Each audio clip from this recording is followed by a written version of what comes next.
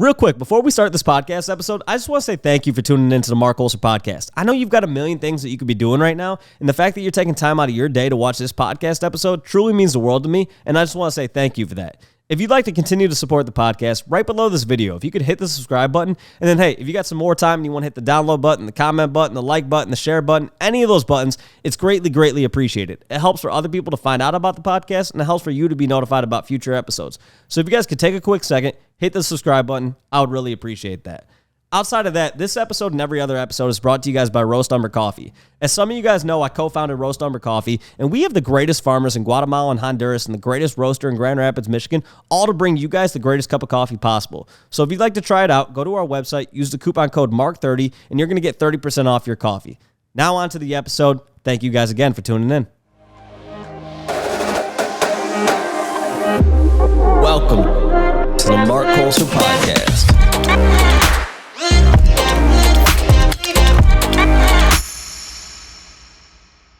All right, man. So how's it going? Welcome to the Marc Colcer podcast. How's your day going?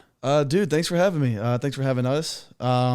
Day's been going well. Just woke up, pretty much still on the grind, doing the Discord, doing the working on the week for RottenEggs. So yeah, it's going well. There we go. So speaking of RottenEggs, let's have you introduce yourself real quick for people who don't know who you are. Tell them a little bit about yourself. Yeah, so I'm Brennan. I'm the founder and lead artist for RottenEggs. All those animations you're seeing, those crazy animations of eggs slaughtering other eggs, that is me. There we go. Are you actually the one making those? Yeah. Oh, dude, those are super sick. Dude, thank you. There we go. Dude, every single animation, dude, honestly, half the voices are me or my wife or even my son. So yeah, it's all internal. It's all in-house. Very cool. I didn't know that. So typically, I mean, when I have somebody on, their project has been out for a long time, and so we're talking about kind of, everything that's gone on since Mint, things like that. With you guys are a brand new project, and you guys had a interesting Mint to say the least. And so we wanted to have you on, talk about kind of what happened with the Mint, kind of talk about, what the future of RottenEggs looks like, and all that kind of shit. So I've thoroughly enjoyed just chatting with you guys, just, off the podcast and now getting on here. Excited to learn more. So let's talk about first your background. So what was your background before getting into NFTs? So my background, dude, it's all entertainment, but various fields of entertainment. So directing, acting, writing, VFX, animation. The last 6 years has been heavily into VFX and animation, which is why you see now me bringing the VFX animation side of things to the NFT world. But yeah, just spent about 6 years in LA doing animation, 10 years in the entertainment industry. And here we are. It's all led to this moment. There we go. And so how did you get into NFTs from there? So, okay, I've been watching NFTs like since the very beginning, since it started, primarily because I recognized a lot of the art style was very similar to the programs that I use. It was all, Blender, Maya, Cinema 4D, all this 3D, the initial 3D, that I'm used to. So I watched it since the very beginning, but never really dove into it until actually I did the meta card for the full set meta card. So Sammy and Johnny, they called me up. They're like, "Hey man, we got this sick idea for an NFT for full send," and we were going over that for months. There's files on my computer of all these unreleased NFT ideas that we came up with for Happy Dad and Full Send and even Nelk Boy like characters. Like I drew out like the Nelk Boys in 2D and finally after a few months we decided on a membership card, and that's ultimately what actually pulled me in. And that was like my first time experiencing that on like a full real scale. So where did the idea from RottenEggs then come from there? So RottenEggs, dude, funny enough, I've been coming up with a couple. Obviously, I'm an artist, so I've been sitting on multiple ideas for NFT collections, but ultimately had never pulled the trigger because I wanted to find a way that I could bring my talents and my life experience and work experience to the space. RottenEggs started out as kind of the idea was sparked by the world record egg on Instagram, which I'm sure most people are like familiar with. Yep. For people who don't know, real quick, that is the #1 most liked photo on Instagram is an egg, and I think it was who pushed that? Was it the there's the Twitter account or Instagram account. Like it's called World Record Egg. I actually don't know who pushed it though. I know it was to like try to beat Kylie Jenner. It was kind of like a joke. Yeah, what's the one guy's whatever? It sounds derogatory when I say this, but the fat Jew. I'm pretty sure. I'm pretty sure that's the guy who pushed it. But long story short, the number one most liked photo. It was pushed by a few different influencers, and so basically it just fucking skyrocketed. It skyrocketed, and it took over the number one most liked photo on Instagram. Yeah, so about like I think it was like maybe 6 months ago, I was like looking at the photo, and at that time it was like 53.1 million likes, and I was like, guys, okay, hear me out. I was like, obviously, you know, eggs are not the most satisfying or most beautiful thing to look at, and probably the last thing you would think of as an NFT. But I was like, what if we took that concept, the most, you know, viral anomaly ever in social media, in a sense. I was like, what if we took that to NFT and the blockchain, and what if we, in a sense, were that world record egg gone rotten? So that's kind of how the conversation started. Oh, actually, no, sorry. Originally, they weren't rotten eggs. Originally, they were called deviled eggs. And James, who's with us right now, our CMO, I called him up and I'm like, God, dude, I have it. I have like our fucking bright, brilliant idea.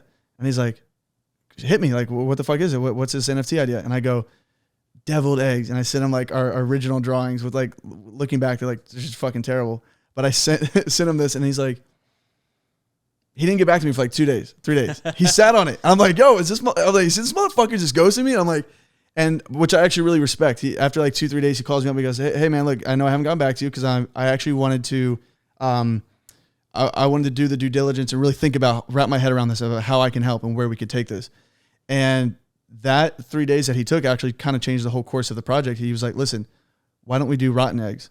And like instantly it clicked. I'm like, dude, that's fucking sick. It's like these degens, these fucking rebels, these eggs with attitudes, just these fucking, you know, it's a little bit more edgy. And yeah, that's how it came to be. So then once you guys had the rotten eggs, where did the idea, I guess, of like everything you wanted to do with it, how did all of that evolve? So funny enough, and again, obviously like any project, the roadmap and everything has evolved tremendously since the beginning, thankfully for the better, because I actually at first was not necessarily leading into going the 3D route for this, because I know what that entails, and a lot of people don't. But it entails, you know, and I'm not exaggerating, 15 to 20 hour, you know, days of animating and rendering. It does involve a lot of money to personally render those yourself, because we deliver these on 2 to 3 times a week, which could cost, you know, my computers can't do that, so we have to pay for a render farm. So initially I wasn't. However, like most artists, I got ambitious and I got a little, I got very inspired by the project, and without the team knowing, I made like an animation. And one night I'm like sitting at my computer. I'm like, fuck, dude, I have this sick idea for like this like reporter kind of reporting the news about like the town, the apocalypse, like shit's going to hell. And I was like, what? Like, I was like, let me just surprise them. Like, let me not tell anybody, because I know if I told them, they were going to get excited and want the whole fucking thing to be animation. So I was like, let me just see if they like it. And I submitted it, and then obviously the rest is history. Of course, James called me up. He's like, dude, what the fuck? He's like, that's insane. He goes, okay, this is it. This is the missing link. Like we had utility, and we had different parts of our roadmap, but we were always focusing on what's like the big thing we're missing.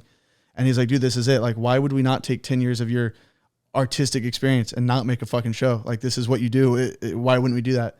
And so that's where we went. Yeah, that's really cool. I mean, your background obviously lends, you know, super heavily to that, because that's one of the things that when I hear people that kind of talk about, we want to do a show, you know, we want to do this, we want to do that. To me, I'm like, I need to know what your background is that actually makes it where you can legitimately pull this off, right? And so, you know, when it comes to like people with like a game, right? You know, we were talking about this before we started the podcast, but when I first got into NFTs, every project was like, we're dropping a game.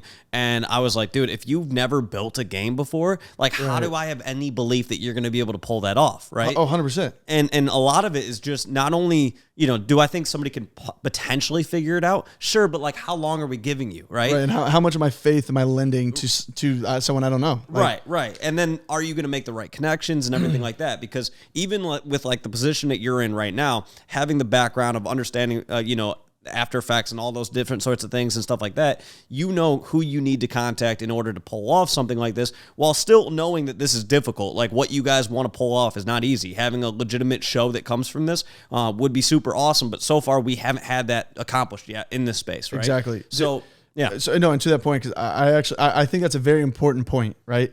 Since the beginning, I've said two things. And one of them is, look, we're not the first project to try to do this, right? And this is a bold statement, but just like Apple wasn't the first to make the computer, there's people in this space trying to do this for a reason, because there will be a day in the future where you log on to Netflix or Paramount Plus or Amazon Studios or wherever, and you will see your NFT connected to that. You'll be able to pay through crypto, your subscriptions. You'll be able to watch a TV show that is exactly what we're doing. The day is coming, and we're just pioneering that day. And the second thing I've always said is, there's a million artists in the world, talented fucking artists. Dude, some of these NFTs I see, I'm like, dude, holy fuck. Like, I've been doing this for 10 years, and these guys are insane. But you have to have two things. You have to be a talented artist, obviously, for the collection. You have to be able to run a business. But then to do what we're doing, you have to have the real world connections, which is where me and James come in. We've been in this for 10 years now, 6 years in Hollywood, LA.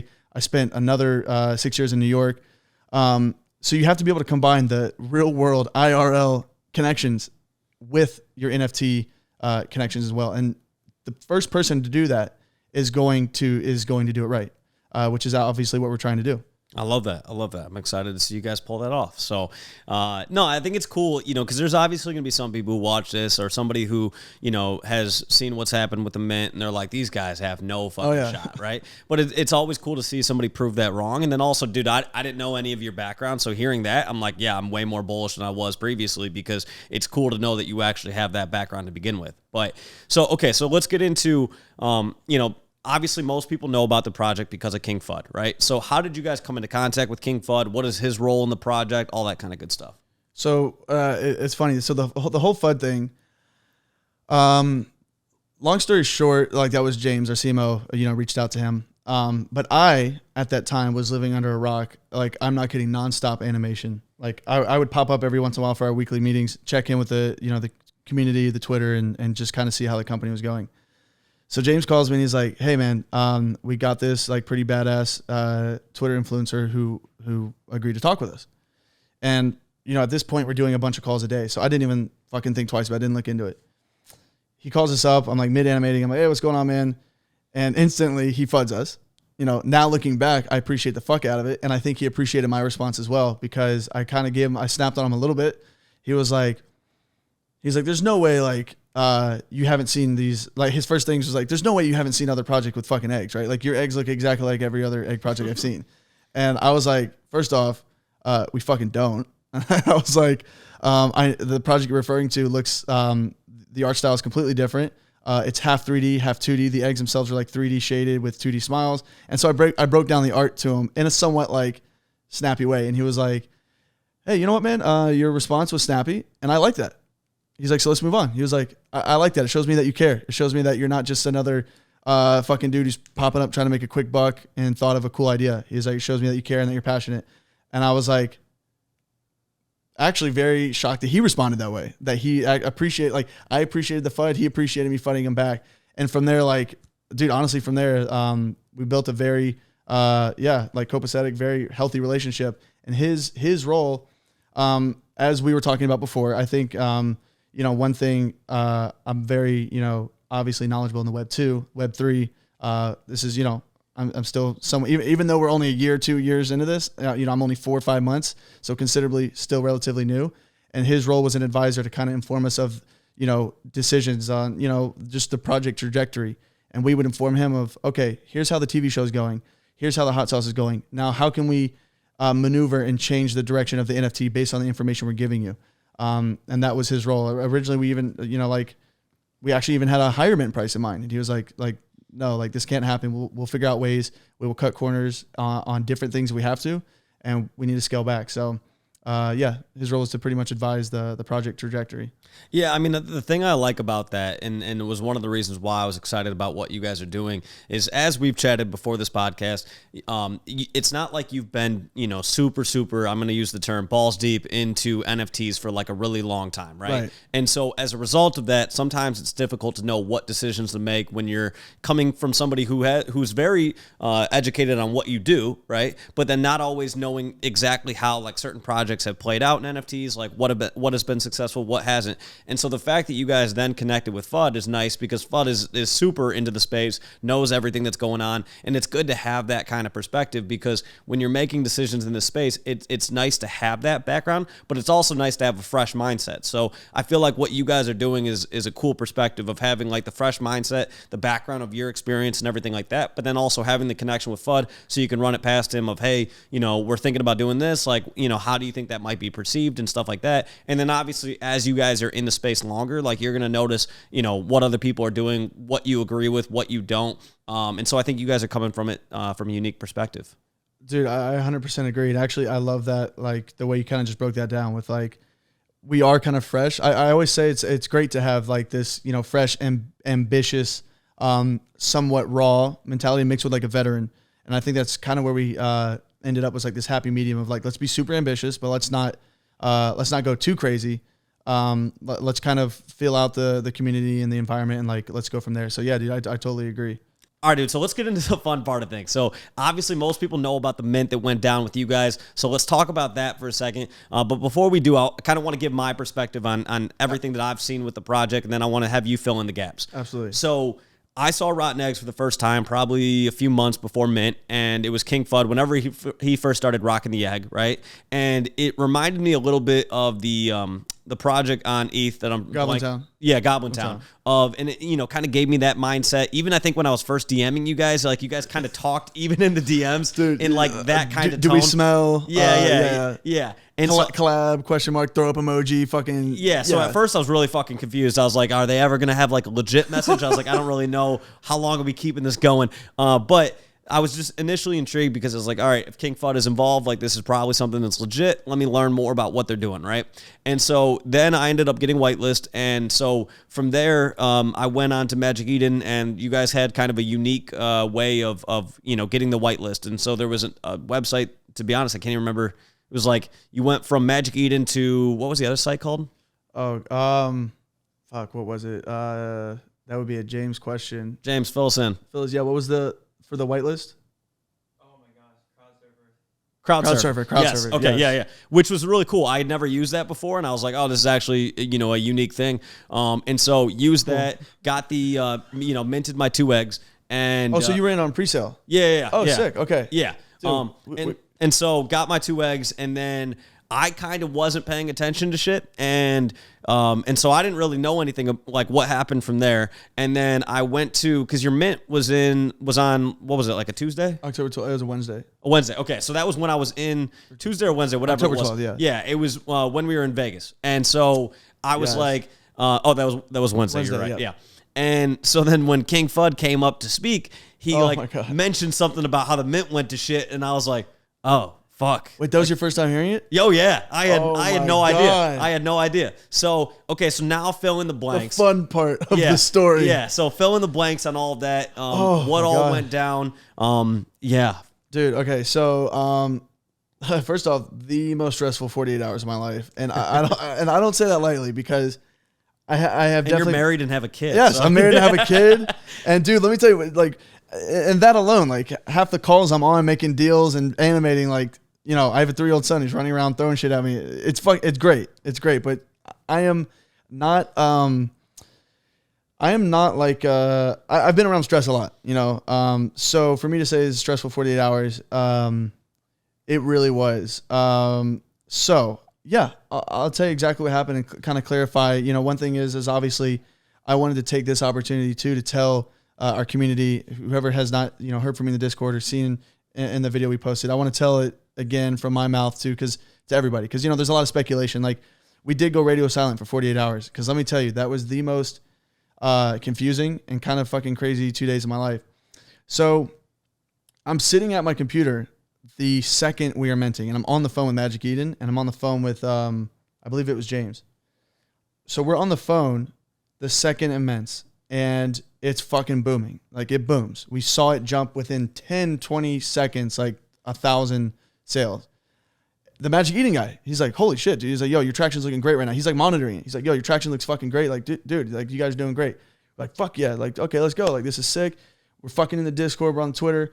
Another like 200-300 sales. Okay, a couple minutes go by. We're going up. We're going up. Everything's looking good. It's looking promising. And then I think it was 15, 20, 25 minutes in, maybe 15, 20 minutes in, it's just like flatlined, like complete. I'm not talking about like not even like a sale. And we're like this does not make sense. And we're on the phone with Magic Eden. We're like, yeah, hey man, how's it looking? He said, okay, dude, I'm not gonna lie, this is not looking good. Like, something's up. He's like, I'm not even gonna sugarcoat it. And James like, what? Like, oh, he wasn't by his. He didn't see. He was on phones, like on the phone making deals with other people and shit. And so he wasn't actually seeing. And he's like, talk to me. What do you mean it's flatlining? What the fuck are you talking about? And I'm like, dude, I'm watching. Nothing is moving. We're not even getting a sale. And so we obviously start scrambling. We call FUD. We all get on the phone. We hang up with Magic Eden. We're like, okay, we got to figure out internally what the fuck's happening. Now, mind you, at this point, and I get it, everybody in this space, like, nobody sleeps. Everybody's a hardworking founder. I understand that, so it's not an excuse. But I will say, literally had not slept in about 2 days. So we get on the phone. We try to figure this out. And we're like, dude, we don't know. Like, we're about to go public. Let's try to save ourselves. Like, we got about 5 minutes left of the whitelist. Let's go to public and try to save ourselves there. We go public. Same shit. Nothing's moving. Very confusing. Obviously, considering the, like, say what you will about the project. There's a lot of FUD.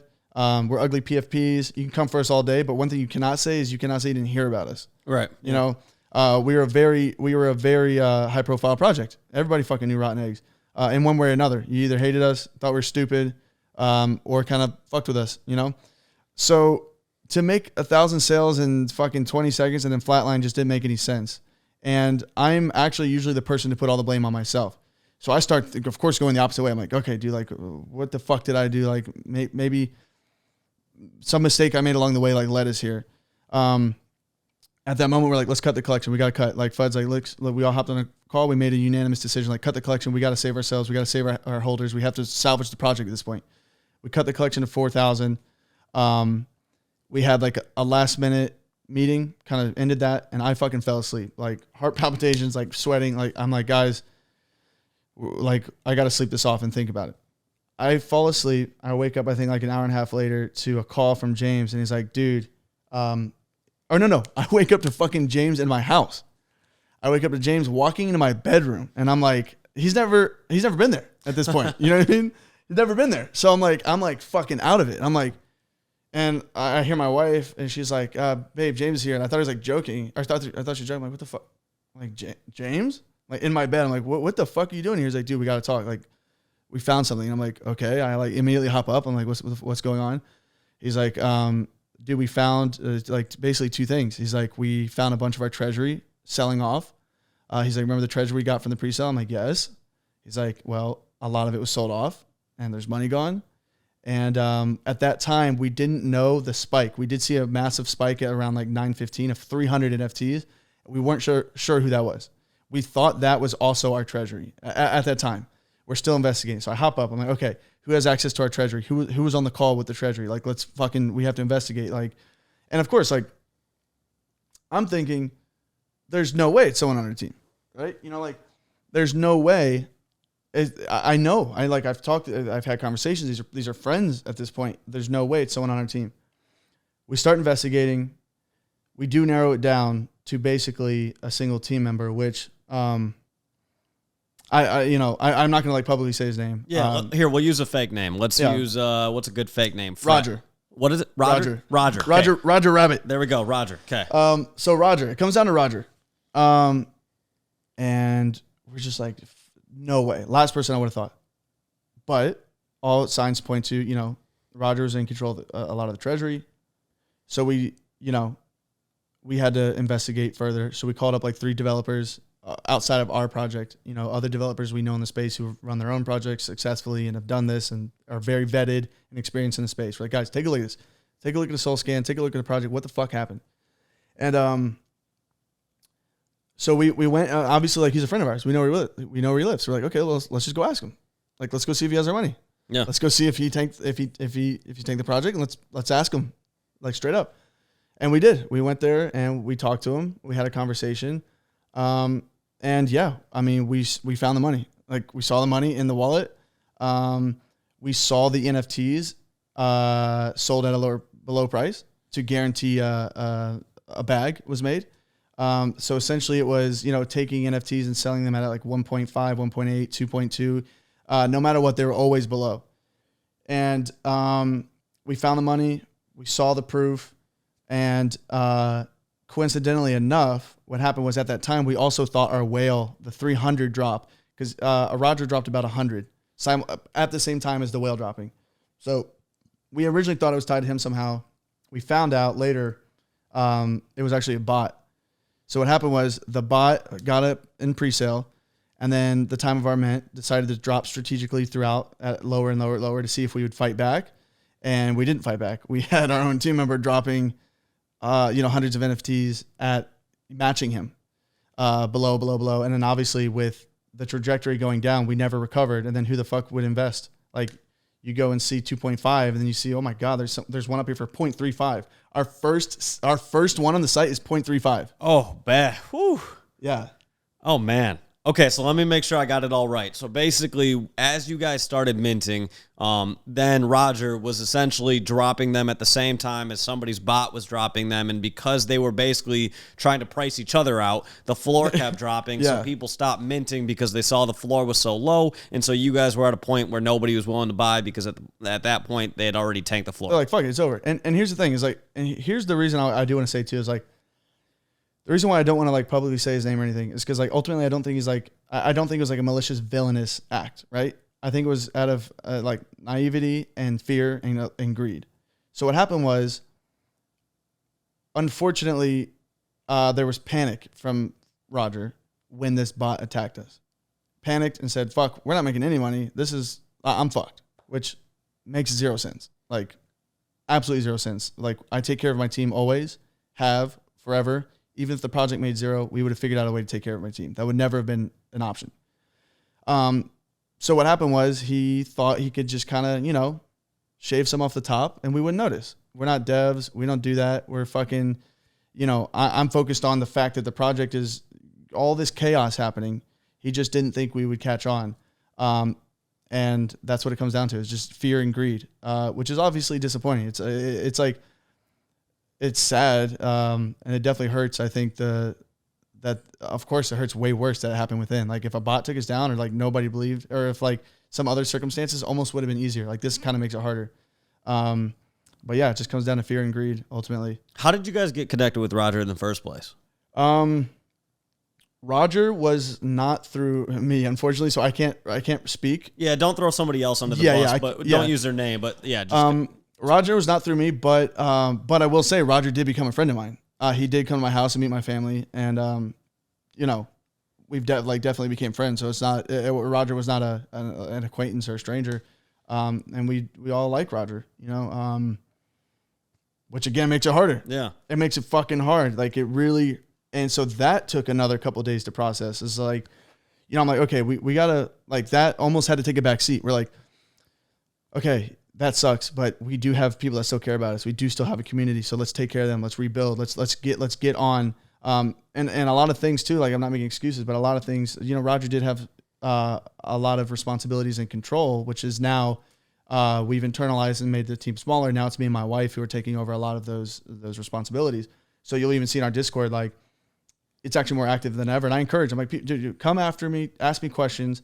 I can tell you everything that happened. I can tell you from my experience and my perspective what happened. And fortunately for us, like, actually my wife is killing it right now in our Discord. And it was one of those, it's kind of like a happy accident. Like, I do like the team being a little smaller, and I do like it being more internal in that sense, because I know next time it's not going to be a fucking team member that takes us down. Yeah. I mean, and I think the important thing is when you're in this space, bad mints are a normal thing. We've had this, like, I always say whenever anybody talks about a mint and like they'll, that's a super common thing for people to FUD. Oh, their mint went to shit, blah, blah, blah. I'm like, dude, there's so few mints that go well. Now, obviously, it's not normally something like this happening. That's not the norm. But usually there are some, maybe their website went down. Like now everybody's pretty much minting on Magic Eden, which makes it a little bit easier. But back when I started, which was right around a year ago, everybody was building out their own mint site. And so the sites would just go down all the time, or they just wouldn't work, or you would just get your wallet drained, whole nine. So there was always bad mints. But with that, I'm always kind of like, I don't give a fuck about like how your mint went. What I care about is what you're doing moving forward, right? And so, what I really respected with you guys and like the reason why I wanted to do this podcast is because right after all this went down, you guys come out with a video talking about your experience, talking about what happened. And I was like, and you guys both doxed. And I appreciated the fuck out of that because I was like, when something like this happens, I think it's really easy for people to be like, well, project's probably fucked, like we're out, right? Yeah. And they just kind of move on from it. But what you guys did, you guys sat on the couch, you guys doxed, and you guys talked about what happened, and you guys were open about the stuff that you knew about, you were open about the stuff that you didn't. Now, in hindsight, what I probably would have done during that 48 hours is been a little bit more open about what was going on. I do understand that you guys were trying to figure it out, and it is delicate to figure out how to manage stuff like that, right? Yeah. And so, some could argue that I'm right in that, some could argue I'm not. There's no handbook to how to do all this shit, right? 100%. Like, there's not. I mean, dude, I look back, there are things I would have done differently.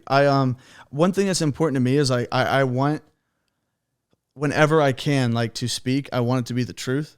I want it, and I don't want it to be a half truth, which sucks because I do also agree with like, yeah, in those 48 hours, there should have been more communication. But I also want to avoid like, these fucking wild goose chases or conspiracy theories where it's this fucking guy, it's this guy. Oh my God, there's insider trading. The there's founders are coming apart. The whole fucking thing is a scam. So like, that's just what I always try to avoid. And I unfortunately, it's like I didn't want to speak in those 48 hours until I knew. Like at that point, I honestly did not fucking know. Yeah. Like I couldn't have. I definitely could have been communicating with guys. This is what happened. I don't know.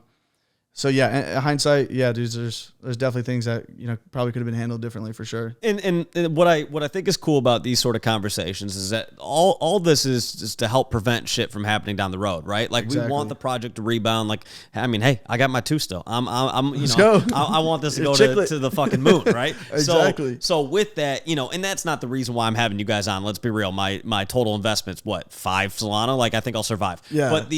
But the reason why I wanted to have you guys on is because I respect the transparency. I think transparency is something that sometimes gets lost in this space, or people don't know how open to be, right? Especially when it's something that's coming from the inside, because then someone could argue, oh, well, should we trust these guys moving forward? Do they not have a good judgment of character? Yada, yada, yada, which are fair questions, right? 100%. So, and I think what will be cool to see with you guys is like moving forward, what you guys end up implementing to show that like there's going to be that much higher level of scrutiny moving forward, multi-signature, stuff like that, just to, up your security when it comes to your treasury and things like that, just to make sure nothing like this can ever happen again, right? But it is something that with this space, like it moves a mile a minute. So it's like, with it, we just kind of grow, we adapt. You guys weren't even the biggest story of the week because it was like, oh, dude, it's fucking magic. Royalties matching. I'm like, holy shit. It's like everything was crashing. Right. So it's like 2 days later, people aren't even talking about you guys. They're talking about Magic Eden. They're talking about all that stuff, right? We'll have another story this time next week, right? So like that's just how the space moves. It is what it is. It moves a mile a minute. We just kind of grow and adapt with it. So going back into, kind of where we're at now, right, has anything changed from what you guys were expecting to do with the project till now? Like now that you guys, let's face the reality of it. You have a smaller collection size, right? You guys have a small amount of money, capital, so where are we at with things right now? And what changed, I guess, in your current, what you guys had planned already? Okay. So that's a good question. I want to address 2 things actually you said. One, looking back to, I don't want to dwell too much on the past, but what I do want to say is like how much we learned. And I've been saying this in the Discord and I've been saying it internally to our team is like, yes, we came in here, somewhat newbies, but we're fucking we're not leaving, but we're moving forward as vetted fucking veterans. And if anything, this first collection was definitely, we definitely took a hit, but it's only going to make us stronger. We're, a smaller collection, but we're taking care of that collection in the community stronger than we ever could. So, moving forward, we are going to fortify. We're going to keep things a lot more tighter, higher security. And so, yeah, I just wanted to address that. Now, the second thing is, no, nothing is changing. So the reality is our community is smaller and our capital is smaller. Facts that we obviously cannot shy away from. And on our roadmap and our website, we showed an exact pie chart of where those funds will be going. Now, I have said multiple times in AMAs, actually probably every single one I was in on a Twitter space, was that this, let's say we sold 0, like it would not affect the outcome of the show or the hot sauce, because 2 things. I can do the show from my house, which I've proven to do. So I will continue the show regardless of a network or regardless of the amount of funds. The only thing changing is now we have to redistribute, and the animation team might not be as big, so it might not be as fast as we initially thought. However, that's also still worst case scenario, because the networks and the deals and the studios, that is completely unaffected. That's not affected by a 6,000 person drop in Mint. The only thing that affects our NFT community, obviously, at first in a negative way, but our goal is to turn that into a positive thing. Now it's just a more exclusive community. I do imagine and see a world in a couple of years where obviously there's a bunch of projects that are doing this, and it's not even projects anymore. It's not even individuals. It's major companies that are tying their shows to NFTs and the blockchain and stuff like that. Now imagine you're part of the first 4,000 to be a part of that. It's fucking huge. That is undeniable. Now, will it be us? Obviously, I'm going to sit here and tell you it absolutely will be fucking us. Will it be us? Who knows? But I do know that will happen, and that will be a big fucking thing. So I encourage 4,000 people to be a part of it with us, to take that leap, to do it, which we're already doing. Like the conversations are happening. The deals are being made. I wish I could show you right now. I have the first 8 minutes of the pilot. Who has done that? 8 minutes of a completely 3D animated. I'm not talking about 2D animated. This costs money to render at 4K, fucking widescreen, 8 minutes of the first pilot. And I could show you right now. And maybe I will. No. But yeah, so as far as the TV show goes, no. And frankly, just because I won't stop. I will not stop until the fucking show is made. I'll make it all year myself if I had to. And I have done that. I've the 2 shows I've done I did one for Shot Studios and I did one for Melodies. It was a Marshmallow animated show. I think that show had 3 seasons, and my first show had 1 season. All me, all completely me. The second show I did, I had an animation assistant on season 2, but everything else all me. So I've proven that multiple seasons of a show can be done. The audience now is starting off with our community, but dude, and they love it for the most part. Obviously, there's fudders, and your shit sucks, your animation sucks, you're not funny. Of course, everybody gets that. But for the most part, dude, they fucking love it. And in our Discord, the community is hilarious. They jump in on the jokes, and the egg jokes, and the fucking the vulgarity of the show, and so that's a long way of saying no, nothing's changing. If anything, it's making me more fucking determined to prove and to show not everybody that the show is happening. Yeah, I mean, I think that, I'm way more bullish than I was previous to this because I didn't know your entire background, and I think it's, way more likely that you guys pull off what you're talking about. And I think that's the thing that people have to, or I guess the unique perspective right now that we have, and then the opportunity that your community has of, you have an opportunity when you have a smaller community to really talk to them and to engage with them and stuff like that. I tell founders all the time, dude, do one-on-one conversations every once in a while. I'm talking straight up, call somebody, right? Go to the nth degree and really talk to your community, because once you get those people to rally behind you, then they become your frontline warriors going to battle for you every day on Twitter and things like that, right? And so, 2 of the projects, the greatest example of that right now, I would say, is Liberty Square and D-Gods, right? If somebody talks out of pocket about Frank, you got a fucking army of us that are ready to murder him, right? We got group chats where someone will just send yo, this motherfucker just said this, and then people just go nuts with it. I have those same group chats with Liberty Square people, right? Because I'm a holder in both. And so, same thing. It's somebody says this, and then, all the squirrels come attack, right? And, dude, exactly. Yeah. And it's but you rally behind your project founder, and when you rally behind them, then you're willing to, make sure that you have the message, what is, what's going on, everything like that. Your community is going to watch this podcast, and now they're going to clip that shit and go, when somebody's oh, they're never going to pull off a TV show, they're going to be boom, here's a clip of him talking about how he's, what he's already done, yada, yada, yada, right? So And that's the shit that I think you have a unique opportunity right now to really, really talk to your community and have them become super, super loyal people. And then as more and more people learn about it, it's a great opportunity for them to buy in because the floor price is low, right? Exactly. So it's a much lower investment. Exactly. So, yeah, I mean, I think it's a really unique opportunity. Even when you're talking about rendering all this stuff, like the 8 minutes of footage and stuff, I don't think people understand how much work that is. That is a fuck ton. Yeah. I can tell you this from somebody who has to render these podcasts. It's not easy. And I tell people all the time, like, even sometimes I'll be on the phone with Frank when we have a podcast dropping, and he'll be like, all right, dude, when can the podcast come out? And I'm like, well, so here's the thing. Like, I got to render all this footage, and like, we're talking a 2-hour movie, basically, that's all in 4K, yada, yada, Yeah, it's yada. gonna take a minute. And he's like, bro, we got to get you a nicer laptop. And I'm like, no. Here's the thing. It's not, the laptop's not the issue. It's the fact that, like, once again, we're essentially rendering a whole movie, right? For sure. Like, I actually said, dude, it's funny because, like, my friends will say the same thing. I'm like, I mean, look, dude, I have powerful computers. I have a mini render farm of my own. Still can't handle it. You know, doing this for this long, I've acquired nice computers and shit like that, and still I have to pay for a render farm. So it doesn't matter how fucking big your computer is. There's always going to be something that's it's just not easy to do. It's so not, for no. people who are on the outside, they got to understand it's just not easy to do. And yes, there's always like, you know, hypothetically for myself, right? Could I have a better computer and everything like that? For sure. But like, unless one of you guys wants to throw me 10K, like, right. you know, there's not always just and money. you're even still talking about like a 30-minute difference. That if it takes 2 hours on your laptop, even with it, maybe 45. You're cutting it by an hour, which in the grand scheme of things is, you know, an hour of your day per whatever. But yes, again, you have to pay the 10 grand to be able to cut that hour. So yeah. And then people forget about the logistics side of things.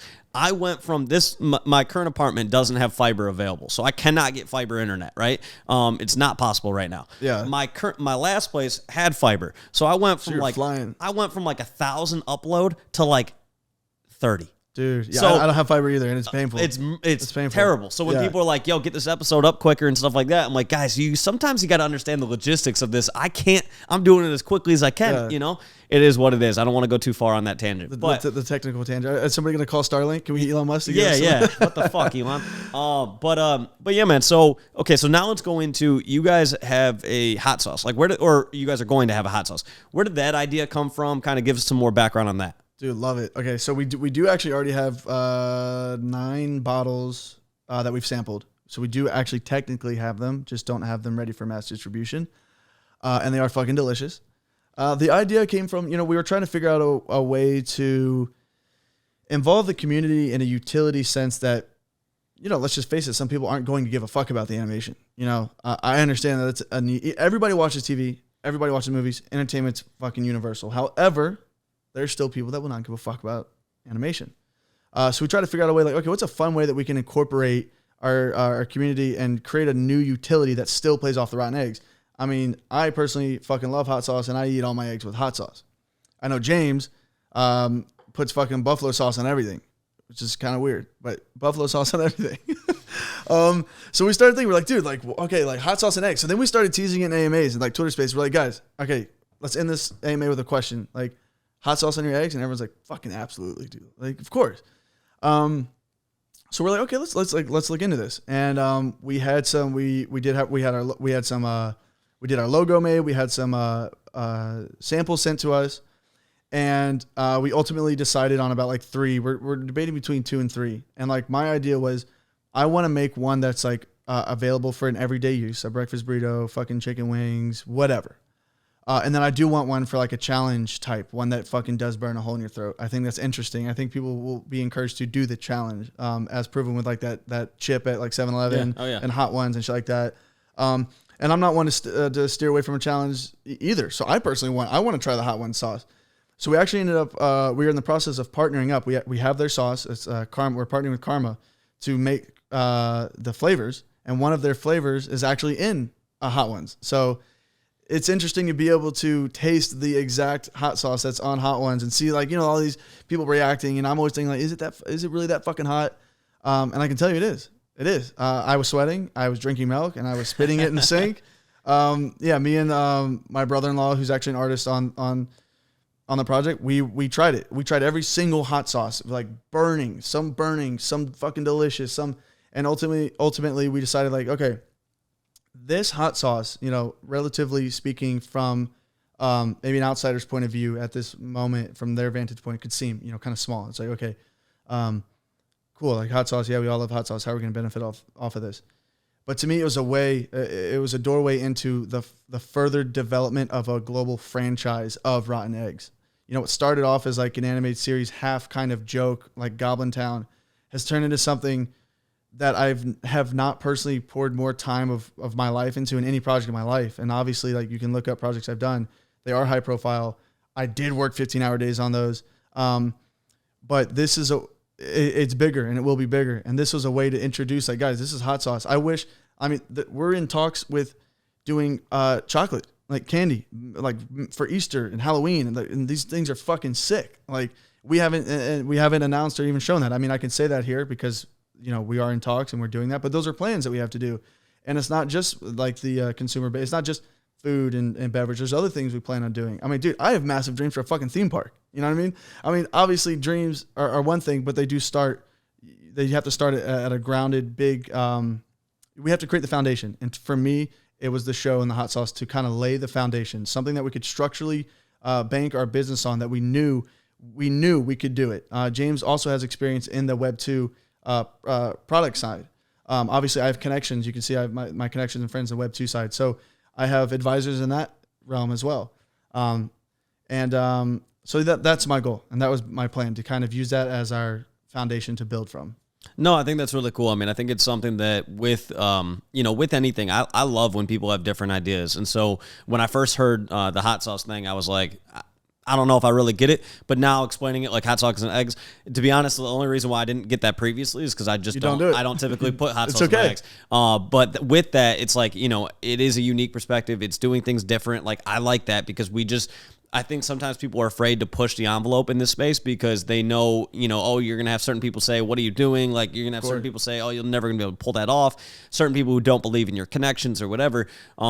But it's something for me that like I really look for. Are people going to give up? Like, are they the type that just gives up when the going gets tough? Or are they somebody who actually makes this shit happen, right? And you guys seem like people who are going to make this shit happen. And I love to see that. So, absolutely, dude. To that point, I will say, like, my motto is, dude, I was told by a teammate to roll over and die.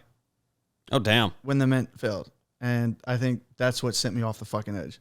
Because that is the last thing I will do. So if anything, the mint failure, in hindsight and looking forward, will fucking take this thing global, bigger, because now I'm more ambitious. I'm fired up. I'm angry. And I'm also hopeful and super excited. Like, dude, if anything, I like the challenge, and I've been telling people in our Discord, I'm like, guys, it's rough right now. I know, but there is some beauty. There's something beautiful about building something from the ashes. And I think it just makes for a bigger story, a better story in the long run, where we go. We will look back on these times and these conversations, and I think it'll be beautiful. Yeah, I mean, I agree. So here's how I think we should do this, because we got James sitting here, but we also talked about it's my setup is built for two people. I know, yes. It's probably the number one question I get from projects all the time is like, yo, can we bring more people on? I'm like, here, dude, there's only so much space here, and there's only I only have two mics. I eventually need to get a third. I eventually need to get mic stands. All these things cost money. Of course. All that. Yeah, of course. But what I'm thinking we do is, this podcast, we've talked a lot about kind of, the whole story of how RottenEggs came to be, your background, kind of where, what happened with the mint and everything like that, kind of some of the plans that you guys have with the TV show, the hot sauce, all of that. What I think we should do is, and this is, I'm just putting you on the spot here, but plan on doing a second episode at some point in the near future, as you guys, and that way we can talk about kind of what has gone down since mint. Have James be the main point of contact on that one so people can get to know him more. But I think this is a great point to wrap up the episode, because I think this has been awesome for people to really learn more about you, learn more about the project, learn more about how you guys are going to be able to pull this off. So I kind of want to, leave it from here of, two questions. One, what should people expect in the future of RottenEggs? And you don't have to give it, immense details and whatnot, but whatever you want to talk about in terms of the future of RottenEggs. And then if somebody's debating on buying right now, I want to give you an opportunity to speak to them, tell them why they should be buying a RottenEgg right now. All right, I love both. Oh, of those. Also, I forgot to ask when reveal. When reveal. Yeah. When reveal. Yeah. Okay. I love those three, and then I don't want to put you on the spot. Yeah. But I throw in a fourth one because I know our Discord, I know our Twitter. They want something that just like fucking hits me over the head. Yeah. So from your perspective, I mean, dude, we talked for like an hour before this. Yeah. Obviously, you're super knowledgeable in the space. I mean, much more knowledgeable than I am. I would like also for you to just toss one at me that from your perspective, like something that you see and almost to give credit to the opposing side. Yeah, I mean, I think you guys are, we talked about this a little bit before the podcast, but the more integrated you guys get in the Web3 community, I think the better off you are. That's something I highly recommend to any project, is that you want the whole community to go to battle for you. And right now, when people think of RottenEggs, they think of King Fudd, right? That's not a bad thing, but King Fudd is not he's not one of you guys, right? Yeah. And so when somebody's thinking of my podcast, I want them to think of me, right? It'd be weirder if they were like dude, I agree. thinking of something else, right? Yes. So I try to go out of my way to talk with as many people in the community as I can. I get on one-on-one phone calls all the time with people, and I think that's so helpful because then you have people who are willing to go to battle for you, right? And there's always going to be some people like, somebody said it to me the other day. They were I was a project founder, and he came up to me and he was like, "Dude, someone just asked us like why we flew out to LA to like be on your podcast." And I was like, "Hey, you know what? Like, my podcast is not for everybody. There's going to be some people who are like, hey, I don't think he's that great of a public speaker, whatever. Hey, I'm working on it. Okay, we're always trying to get better." But with that, I think you're great, dog. You're crushing it. Thank you. But it's one of those things where like scrutiny is something that we expect in life. It's going to happen. The more successful you are, the more scrutiny you're going to get, right? But the more integrated into the community you are, the more you can hear what that scrutiny is. One of the things that Frank said to me a long time ago, and it always stuck with me, is he said that when DGods was initially getting super fudded, he would go into other Discords and he would literally search DGods and he would look to see what people are saying. And so one of the common things back then was people saying the art shit. So what they do? They changed the art, right? And that was one of the biggest reasons why DGods has turned into the project that they are, is they went from subpar art to probably the best in Solana, right? And so with that, I think it's, it was something where he basically said, I'm doing recon, right? Like he went undercover, he goes into these Discords, they didn't even know he was there, and he's reading what people are saying, right? Dude, it's funny because that's literally what my wife has been doing past 4 days. So she jumped in other people's Discords, searched RottenEggs, and our announcements, a few of our, like half of our announcements in our Discord came from she found what people wanted. So it's just super fucking smart. Yeah. Incredibly smart. Yeah. So it's just the more you integrate yourself into Web3, the more you're going to really come up with the best ideas possible. And so I try to, there's a lot of people who are doing podcasts. There's people who are great Twitter space hosts like Easy and Leap and King Fudd and Shill and Villain and all these different people. And I go out of my way to listen to a bunch of them and figure out kind of what is my lane, right? Like, am I going to be the funniest guy of all time? No, that's not really me. I'm more of a dad joke kind of guy. Even today, it's my fucking birthday. I just turned 30. I'm officially over the hill. But it's like, for me, I'm not the guy who's like the funniest person ever. I literally have dad joke humor. And so I love it. When I was in Vegas and I met King Fudd, I said to him after the roast, I was like, dude, like, you're incredible at this. Like, I'm not funny like that. So it's knowing my lane. I can listen to other people, I can learn from them, but I also have to know where my lane is and know what I'm good at, right? So I think the more that you're in the Web3 community, the more you're in Twitter spaces, the more people know about you too. Because there is always that, like, when you have kind of like a shtick, right? There's always that thing of like, how much do we stick to that, right? The thing about the thing about a shtick is that it gets annoying at some point, of course. Right? And so I think the more people just know of you, know of James, like the better off it's going to be for your project, so that people can then feel more connected to you guys, and then also once again to go to battle for you. So when someone says, "Oh, well, they're never going to be able to pull off a fucking TV show," if people don't know your background, of course they're going to fucking believe that. No, you're right? 100% right. So yeah, it's just the more integrated you get, the more you jump into spaces with some of these people who are killing it. I think if you talked about your background with somebody like Leap, he would be like, I mean, he's a great Twitter space host. He does them at night. They're awesome. But it's stuff like that really goes a long way. So that's what I would say. I agree 100%. I think one thing is, like not leaning so much on Fudd to be our public. I mean, he's fucking amazing. And trust me, I would love that. And I would appreciate I do appreciate the fuck out of it. But you're right. Certain, I am the founder, and there's certain questions that he literally cannot answer. You know, there's certain things that, so yeah, dude, I agree. I think if one thing moving forward too is like, we already publicly doxed ourselves. We're here. There's no going back. I think from here, it is making us more present and more vocal in the community.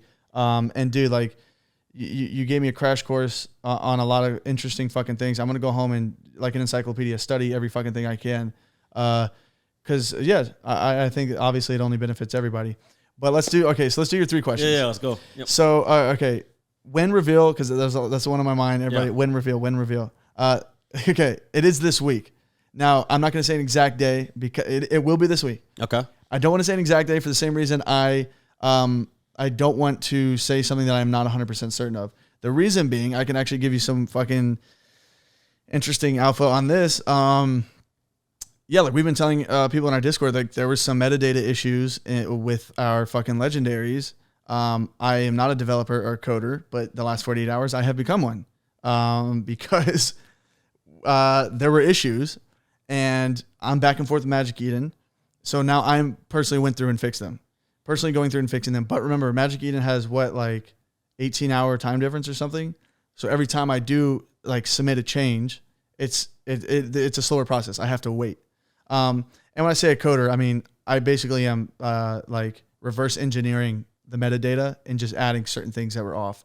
But yeah, I did do that. So when reveal this week, but whenever they have everything that's like the green check, I will be able to know okay, metadata is fine. The legendaries are not fucked up. We can release this thing. Because we also asked okay, well, the 4,000, is that okay just to send off? Obviously no, you need the legendaries to be able to ship it off. So the legendaries were the problem. It's no longer a problem. Now we're just waiting for that. But when reveal it this week. Other two, what was the first question? Was why should somebody buy right now if they're debating on buying, and then what should holders just look forward to in the near future? Okay. So I'll let's tackle the what should they look forward to. So I mean, look, I'm standing here saying some pretty bold things, right? But obviously no success story starts off with hey guys, let's make some cool eggs and hopefully somebody buys it. What you should look forward to is an amazing TV show that, and I don't think I've said this enough or maybe have made it clear enough to our community, but the people that I do talk to, and it's in the Discord and the Twitter, they fucking love it. And what we're doing is making a TV show that actually incorporates the community. And what I mean by that is the last video we did with Fudd, one of the eggs, I don't know if you saw it, but I called him the Oz egg because that's his Twitter handle. He was just a guy that won a voiceover competition on an AMA. We did 30 voiceovers. We all voted. He won. He voiced it. He was in a video with King Fudd. It's fucking hilarious. And we're doing a lot of that. A lot of dude, come in and you want to be a barista, you want to be a construction worker. We're incorporating our eggs into the show. Not only vocally, but we're taking their 2D egg. Your egg, the 2 eggs that you have right now, could take that into a 3D egg. And obviously we know, dude, we know the 3D eggs fucking obviously a lot cooler. That's kind of the point is we have the 2D art and it's kind of a contradiction. It's almost like anti-NFT. It's not a PFP. We're trying to be rebellious in that sense. But the 3D eggs look fucking sick. They look badass and they're fun as hell. I have friends come over to my in-home studio and we'll voice eggs and we'll do different characters and draw up different, okay, what should this character sound like? Oh, what should this guy sound like? What should his role be? Is he a warrior? Whatever. And to me, that's sick. Imagine you're watching fucking Avengers and you're one of the Avengers. Not saying we're that big, but being able to be a part of something bigger, I think is fucking sick. I think it kind of touches to the part of everybody that loves entertainment and loves to scratch that itch. And then the second thing is, why should you buy right now? I mean, it's pretty obvious as far as the price goes, not a better time. And in all seriousness, I know that price is going to go up. I know the floor price is going to go up. And, I don't give a fuck about, at this point, that's even another subject, another topic, but the royalties, the price going up at this moment doesn't affect me. I know the price is going to go up because I know the value of this company. I know the value of the company is fucking sick. And I put my entire career behind the value of this company. So if you want to buy right now at, what is it, 1.5, you want to buy it, $20, that is 100% going to make you a profit.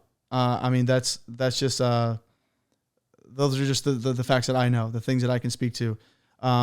So I think being a part of something that I know will be massive, I think is cool. Right now, sure, we can't say, hey, it deserves a higher floor price. We can't.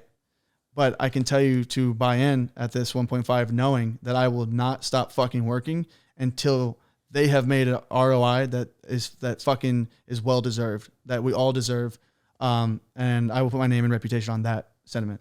Yeah, no, I mean, hey, I like it. I'm excited to see the future of you guys. I mean, I really believe in you two as just, good dudes that I've enjoyed chatting with. And then knowing your background and whatnot, I'm like, yeah, it's a high likelihood you pull this off because, I think one of the issues sometimes is I'll talk to somebody and they're like, well, we have to hire certain people to do X, Y, and Z, which, as you know, with like the dev side of things, when you're not a dev and you would then have to hire people to be a dev, it can cause a potential issue, right? Absolutely. Like the situation you had with your treasury.